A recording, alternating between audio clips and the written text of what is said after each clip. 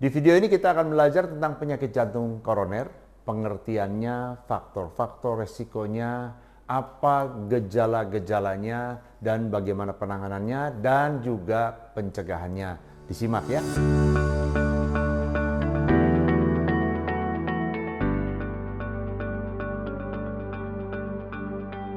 Teman-teman, jumpa lagi dengan saya Dr. JJ dalam channel seputar jantung. Nah, di video ini kita akan belajar tentang PJK atau penyakit jantung koroner. Nah, ini penyakit jantung koroner ini penyakit yang sangat penting untuk penyakit jantung, ya. Merupakan penyakit jantung yang terbanyak, kemudian juga penyakit jantung yang paling beresiko kematian. Dan kalau di masyarakat kita sering dengar orang-orang saling bicara satu dengan yang lain, "Oh, bapak saya kena jantung, tetangga saya kena jantung." Itu artinya penyakit jantung koroner kemungkinan besar. Juga kalau dokter bilang, "Pak, bapak kena sakit jantung," itu besar kemungkinan yang dimaksudkan adalah penyakit jantung koroner. Oleh karena itu penting kita belajar soal penyakit jantung koroner atau nanti saya sering singkat sebagai PJK, ya. Nah, kita belajar dulu soal jantung kita. Ini gambaran jantung kita. Nah, teman-teman sudah pernah membayangkan nggak jantung kita ini berdenyut berapa kali sehari? Ya, mungkin ada yang menduga 1000 kali. Lebih dari 1000 kali. Mungkin ada yang menduga 10.000 kali. Masih lebih dari 10.000 kali. Jantung kita berdenyut sehari itu 100.000 kali, ya. Ini banyak sekali teman-teman, 100.000 kali berdenyut. Itu kalau 1 bulan itu sudah 3 juta kali berdenyut.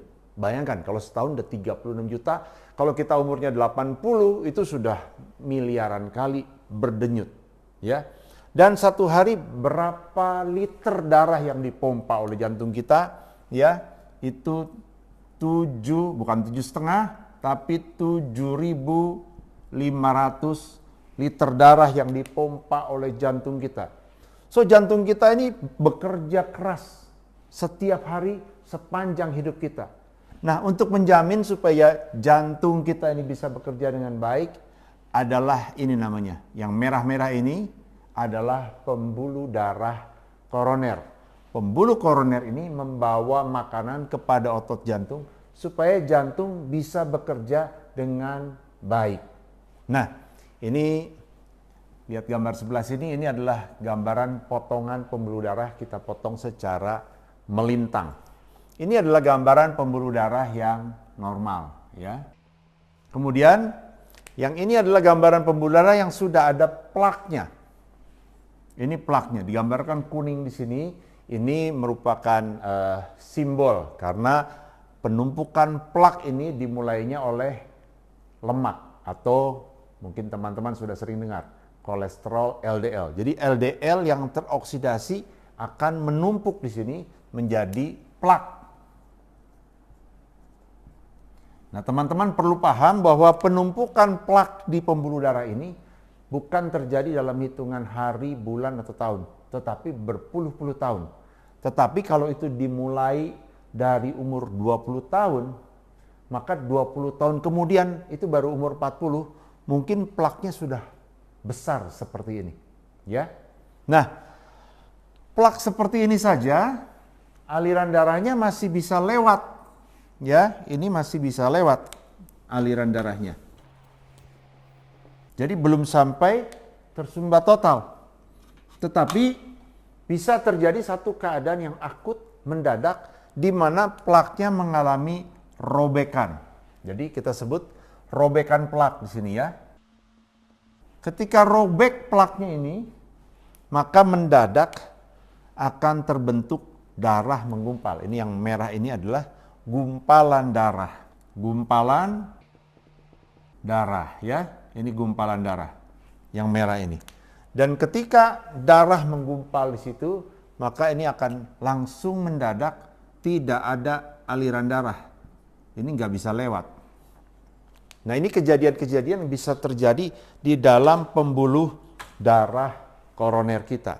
Kalau terjadi seperti ini, inilah yang kita sebut sebagai PJK, penyakit jantung koroner. Nah, teman-teman bertanya, kenapa dari pembuluh darah normal ini bisa terjadi sampai plak menumpuk di sini? Nah, itu yang kita kenal sebagai namanya faktor risiko. Faktor-faktor yang mempermudah plak bisa menumpuk di dalam pembuluh darah koroner. Nah, faktor-faktor risiko ini ada sebagian yang bisa dimodifikasi. Bisa dimodif, ya. Yang pertama adalah hipertensi, darah tinggi, ya. Yang kedua, diabetes atau DM atau sakit gula. Yang ketiga, rokok, ya. Ini bisa dimodifikasi. Artinya bisa dimodifikasi itu faktor-faktor ini bisa kita kontrol. Yang keempat adalah obesitas, ya. Yang kelima adalah pola makan yang tidak baik, ya. Kemudian yang ke 1, 2, 3, 4, 5. Yang keenam adalah kolesterol, ya. Kalau makannya nggak betul, kolesterol meningkat. Yang ketujuh, stres berkepanjangan. Yang kedelapan, alkohol berlebihan. Yang kesembilan adalah kurang olahraga. Nah, jadi perhatikan teman-teman, tadi faktor-faktor risiko ini adalah faktor-faktor yang dapat kita modifikasi. Semakin banyak faktor-faktor ini, semakin mudah terjadi plak di sini. Kalau ada satu faktor, terjadi plaknya bisa lebih cepat daripada tidak ada faktor risiko. Tapi kalau ada 3 faktor risiko, misalnya orangnya darah tinggi, merokok, dan sakit gula, tentu penumpukan plaknya lebih cepat. Makin banyak faktor-faktor ini ada dalam satu orang, makin cepat penumbuhan plaknya, ya. Nah, tetapi ada juga faktor-faktor yang kita tidak bisa modifikasi, harus kita terima. Yang pertama adalah umur. Kalau laki-laki di atas 40 tahun, wanita di atas 50 tahun, maka faktor risikonya sudah pasti meningkat. Yang kedua adalah jenis kelamin. Jenis kelamin laki-laki selalu lebih banyak kejadian penyakit jantung koroner dibandingkan wanita. Nah, kenapa? Karena pada wanita itu ada hormon estrogen. Sebelum wanita menopause itu masih ada hormon estrogen dan itu melindungi wanita dari terjadinya plak ini. Yang ketiga adalah faktor keturunan. Jadi kalau di keluarga ada riwayat orang tuanya, bapaknya, ibunya, atau kakak, abang, adiknya ada riwayat kena sakit jantung pada usia yang relatif muda, usia 50-40 sudah kena sakit jantung koroner, sudah di ring, sudah di bypass. Nah, itu juga kemungkinan besar bisa tumbuh plak atau terjadi penyempitan ini lebih cepat, lebih mudah, ya. Kalau terjadi penumpukan di sini, walaupun masih ada aliran darah, apa yang dirasakan oleh pasien? Yang dirasakan adalah keluhan nyeri dada. Nah, di mana nyeri dadanya? Nyeri dadanya adalah di area yang saya arsir sini, ya. Ini di area dada sebelah kiri pada umumnya. Nah, ini saya arsir begini menunjukkan bahwa areanya itu luas. Nah, teman-teman perhatikan kalau keluhan nyeri dadanya itu seperti satu titik saja begini, seperti ditusuk satu titik, bisa ditunjuk dengan jari, maka kemungkinan besar itu nyerinya bukan karena PJK. Bisa jadi karena ototnya saja, ya. Tetapi kalau nyerinya karena PJK, ada sumbatan di sini, maka nyerinya di area ini meluas, ya. Begini. Dan bisa menjalar. Itu atau radiate, ya, menjalar itu ke arah atas biasanya dan ke lengan sebelah kiri pada umumnya, ya. Jadi penjalarannya ke leher, ke rahang, bisa sampai ke kepala, ke bahu, ke lengan kiri, ya. Nah, kalau penjalarannya ke bawah-bawah sampai ke kaki, nah ini pada umumnya bukan dari penyakit jantung koroner. Jadi ini cara sederhana untuk menilainya. Nah, keluhan ini timbul kalau penyempitan pembuluh darah ini sudah bermakna. Biasanya kalau sudah lebih di atas 70%. ya. Nah, ini biasanya timbulnya keluhan itu dicetuskan oleh aktivitas fisik dalam skala tertentu. Misalnya berjalan 1 km, setiap jalan 1 km mesti timbul keluhan nyeri dada yang khas seperti ini. Lalu nanti dipakai istirahat, keluhannya mereda, ya. Atau kalau yang sudah pernah berobat ke dokter jantung, nanti dikasih obat di bawah lidah, namanya obat golongan nitrat, itu keluhannya akan mereda, ya.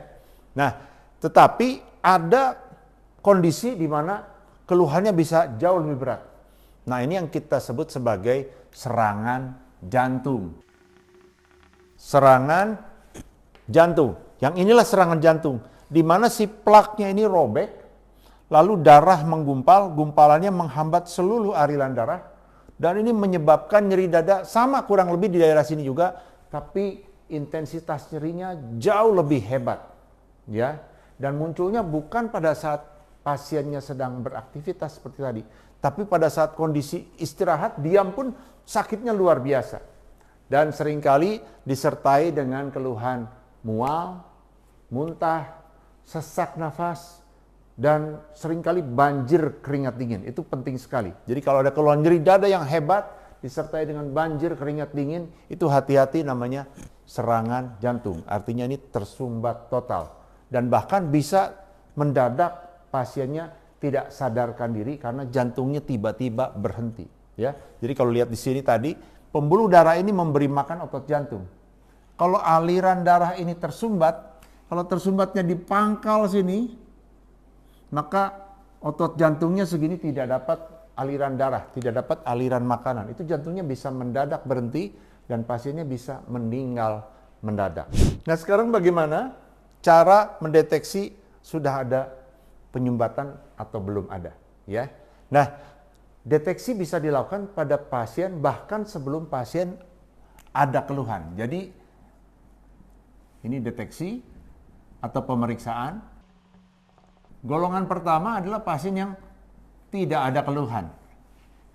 Ya, gimana kok bisa nggak ada keluhan? Ya, sudah ada penyempitan, tapi penyempitannya tidak menimbulkan keluhan. Bisa terjadi. Ya, kalau pasiennya misalnya kurang aktivitas fisik, hanya duduk saja di kantor, duduk di rumah, sehingga aliran darah segini tidak menimbulkan keluhan. Nah, pasien-pasien yang seperti ini harus memeriksakan diri kalau sudah ada faktor-faktor risiko. Misalnya laki-laki di atas 40 tahun atau wanita di atas 50 tahun. Ada faktor-faktor risiko yang kita sebutkan tadi. Ada darah tinggi, ada gula, ada merokok, ada kolesterol, kurang olahraga. Nah, kalau ada kondisi-kondisi seperti itu, walaupun belum ada keluhan, cepat deteksi. Deteksinya kita bisa periksa pada umumnya adalah dengan pemeriksaan EKG dan pemeriksaan treadmill. Dengan dua ini pada umumnya sudah sebagian besar sudah bisa terdeteksi. Kecuali ada keraguan dengan pemeriksaan ini bisa kita lanjutkan, atau ada kecurigaan bisa kita lanjutkan dengan CT scan jantung atau kateterisasi.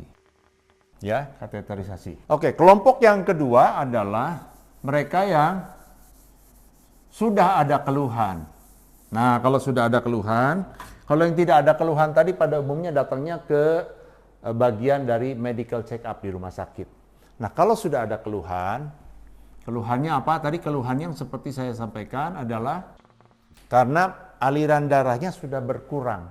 Jadi pasien ini kalau jalan misalnya 1 km mulai berasa nyeri dada tadi. Kalau istirahat mereda. Tapi keluhannya stabil. Stabil itu artinya tidak ada peningkatan intensitasnya, tidak ada yang mendadak. Setiap kali seperti itu saja keluhannya, ya. Nah, pasien-pasien yang sudah ada keluhan seperti itu pada umumnya pasti datang ke poliklinik jantung. Di poliklinik jantung nanti dokter akan melakukan pemeriksaan. Pemeriksaannya bisa seperti yang tadi sudah disebutkan pada pasien yang tidak ada keluhan. Di EKG, kalau dari EKG belum kelihatan, kita lakukan pemeriksaan treadmill. Kalau ada kecurigaan, kita lanjutkan dengan CT scan, dengan kateterisasi. Ya. Kelompok yang ketiga adalah yang keluhan nyeri dadanya mendadak. Ini ada keluhan, tapi dia mendadak. Ya, mendadak berat keluhannya. Itu pasien yang kita curigai tadi serangan jantung. Nah, serangan jantung. Ini kita curiga jangan-jangan mendadak tersumbat pembuluh darahnya. Kemana harus datang pasien seperti ini? Ke UGD. Nah, kalau di UGD pemeriksaannya itu dokternya akan lakukan pemeriksaan secara fisik, langsung diperiksa. Yang kedua, langsung diperiksa rekaman jantung. Nah, teman-teman, ini kalau serangan jantung, ini dari keluhan yang tadi ini khas, disertai dia biasanya dengan banjir keringat dingin, itu direkam jantung, pada umumnya sudah langsung kelihatan bahwa itu ada serangan jantung. Nah, biasanya dokter akan lakukan tindakan kateterisasi jantung, langsung dipasang ring.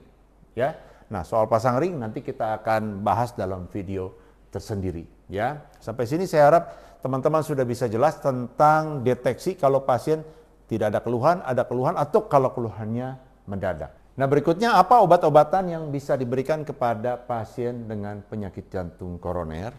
Yang pertama namanya obatnya pengencer darah. Ya.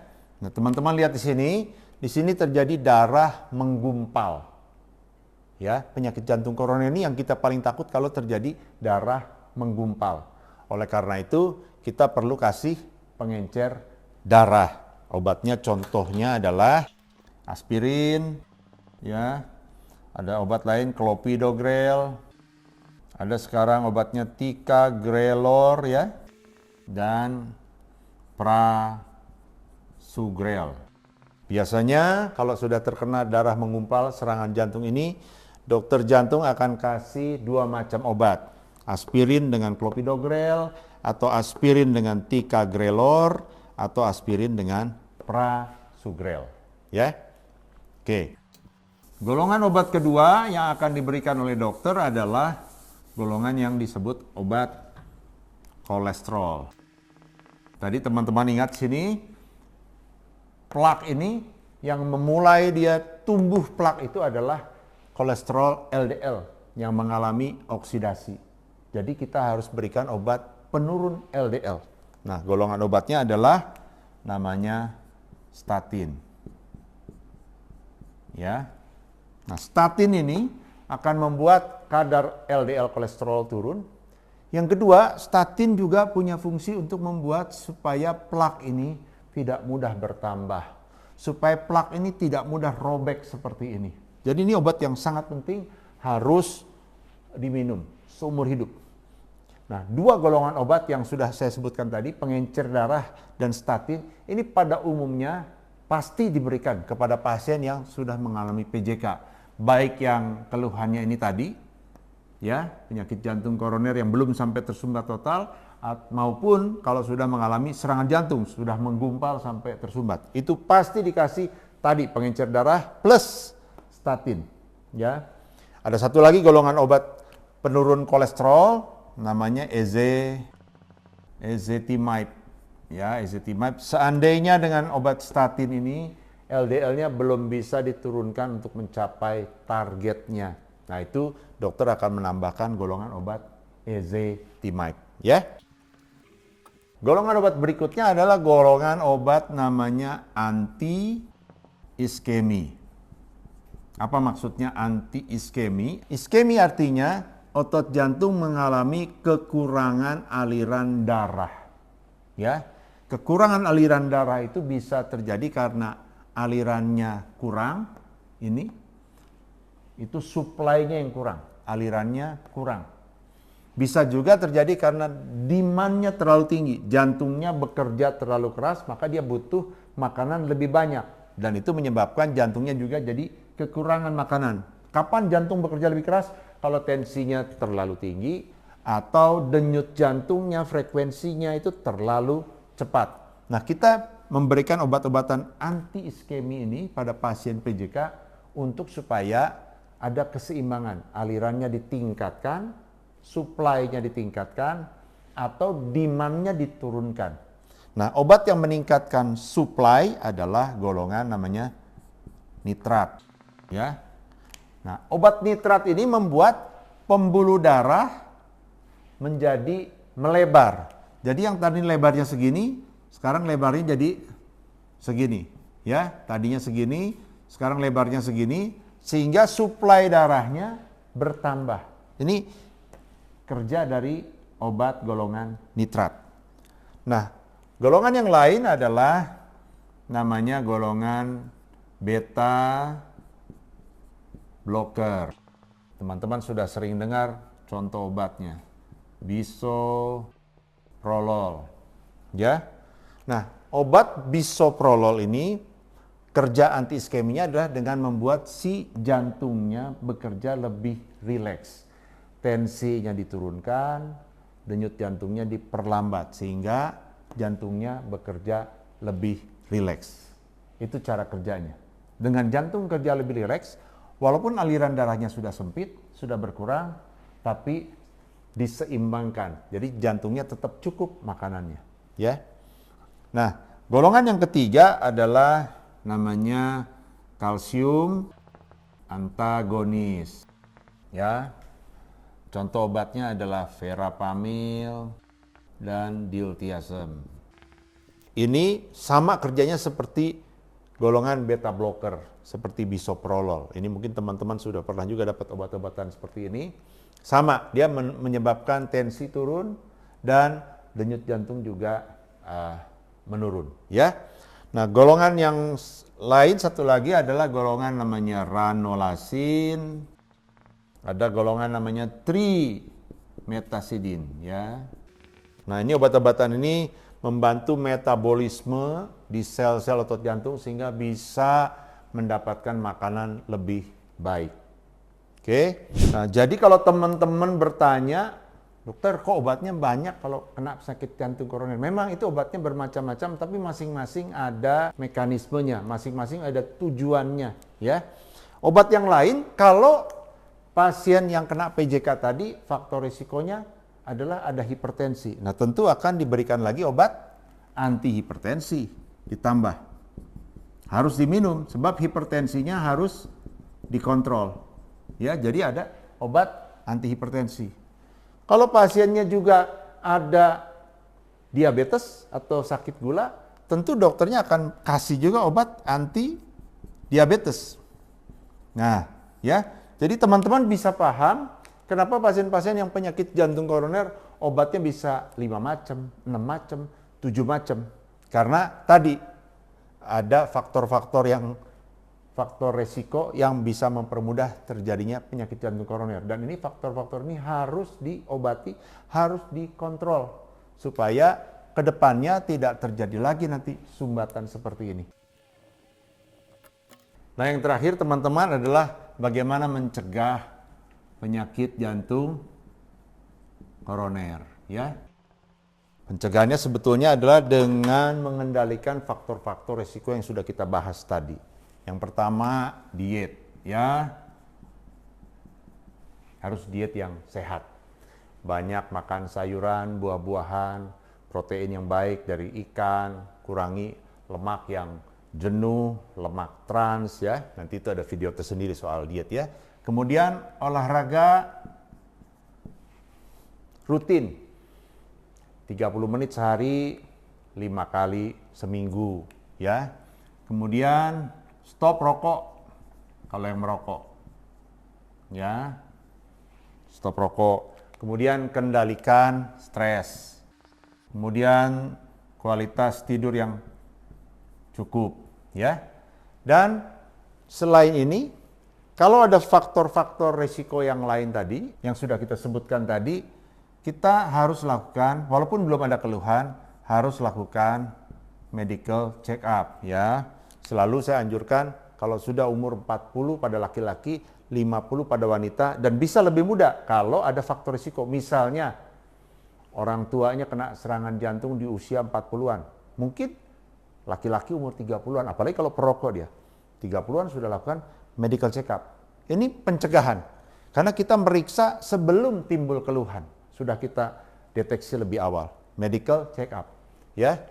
Dan kalau ada ternyata diketemukan dalam medical check up ada faktor-faktor risiko misalnya hipertensi, diabetes, kolesterol, dan sudah lakukan pola hidup yang bagus, diet, olahraga, ya, kemudian sudah kurangi pola makan sudah diatur semua, ternyata masih tidak terkontrol juga, jangan ragu untuk minum obat tensi, obat gula, obat kolesterol. Jangan ragu untuk minum sesuai dengan anjuran dokter. Sebab biasanya memang takut nanti kena ginjal, tetapi kita lebih takut kalau itu faktor-faktor risiko tidak dikendalikan, nanti ujung-ujungnya menyebabkan penumpukan plak dan bahkan menyebabkan serangan jantung, ya. Satu lagi tadi ketinggalan di sini. Berat badan. Ya, kalau berat badan yang berlebih, berat badannya dan juga lingkar perutnya harus dibuat ideal. Berat badan idealnya adalah indeks massa tubuh kurang dari 23 kg per meter kuadrat. Ya, itu kalau pakai kriteria dari Asia Pasifik. Kalau mau pakai kriteria WHO kurang dari 25 juga masih bisa, ya. Dan lingkar perut pada laki-laki, lingkar perut atau lingkar pinggang kurang dari 90 cm, kalau pada wanita kurang dari 80. Nah, dengan kita jaga pencegahan ini, mudah-mudahan kita bisa dijauhkan dari terkena penyakit jantung koroner atau bahkan serangan jantung. Saya kira ini semua yang kita bisa bahas soal penyakit jantung koroner. Mudah-mudahan teman-teman bisa memahami penyakit jantung koroner. Nanti kita ketemu lagi di video selanjutnya dengan topik yang lain.